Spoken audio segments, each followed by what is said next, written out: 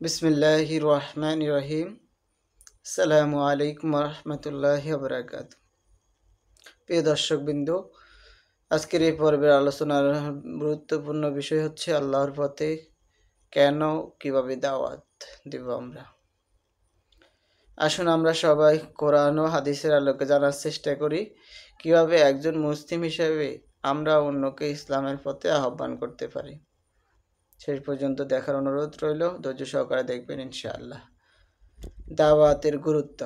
আল্লাহ তাআলা কোরআনে বলেন, তোমরা প্রভুর পথে আহ্বান করো হিকমত ও সুন্দর উপদেশ দ্বারা, আর তাদের সাথে এমনভাবে বিতর্ক করো যা উত্তম। সূরা নাহল আয়াত 125।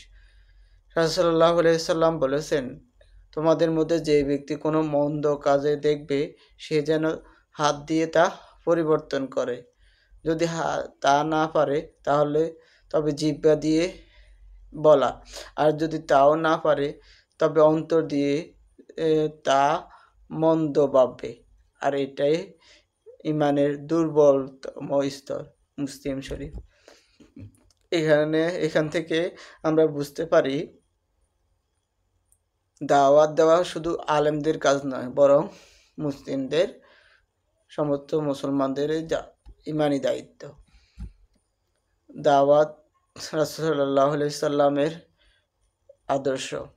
প্রিয় ভাই বোনেরা, রাসূল সাল্লাল্লাহু আলাইহি সাল্লাম তার দাওয়াতের শুরু করেছিলেন পরিবার থেকে। ধীরে ধীরে তিনি মক্কার মানুষকে আহ্বান করেছেন, কঠিন পরিস্থিতি, নির্যাতন, অবহেলা সব কিছুই সহ্য করেছেন। তবুও তিনি সবসময় কোমলভাবে দাওয়াত দিয়েছেন। তাই আমরাও যদি দাওয়াত দিই, আমাদের উচিত রাগ না করে কোমলভাবে বোঝানো, কারো ভুল ধরলে অপমান না করে পরামর্শ দেওয়া, আগে নিজের আমলকে ঠিক করা। আজকের বাস্তবতা। আজ আমরা দেখছি সমাজে অনেক গুনাহ ছড়িয়ে পড়ছে। নামাজ ছেড়ে দেওয়া, সুদ ও ঘুষ, মিথ্যা প্রতারণা, অশ্লীলতা ও হারাম কাজের আসক্তি। এই সময় আমাদের দায়িত্ব হলো অন্তত পরিবারের মধ্যে দাওয়াত দেওয়া, সন্তানদের ইসলামী দীক্ষা দেওয়া, ইসলামী শিক্ষায় সুশিক্ষিত করা, বন্ধুকে নামাজের জন্য মনে করিয়ে দেওয়া, সোশ্যাল মিডিয়া ইসলামিক কন্টেন্ট ছড়িয়ে দেওয়া। দাওয়াতের পদ্ধতি। দাওয়াত দেওয়ার কিছু সহজ উপায়। ভালো চরিত্র আচরণের মাধ্যমে দাওয়াত সবচেয়ে কার্যকরী। সুন্দর উপদেশ, কোরআন ও হাদিস থেকে নরম ভাষায় পরামর্শ দেওয়া। গল্প বলা, কোরআনে কিচ্ছা বা রাসূলের ঘটনা দিয়ে শিক্ষা দেওয়া। সোশ্যাল মিডিয়া ব্যবহার করা, ফেসবুক, ইউটিউব, ব্লগ ইত্যাদির মাধ্যমে ইসলাম ছড়িয়ে দেওয়া। ধৈর্য ও দোয়া, সবাই একদিনে পরিবর্তন হবে না, তাই ধৈর্য ধরে দাওয়াত দিতে হবে।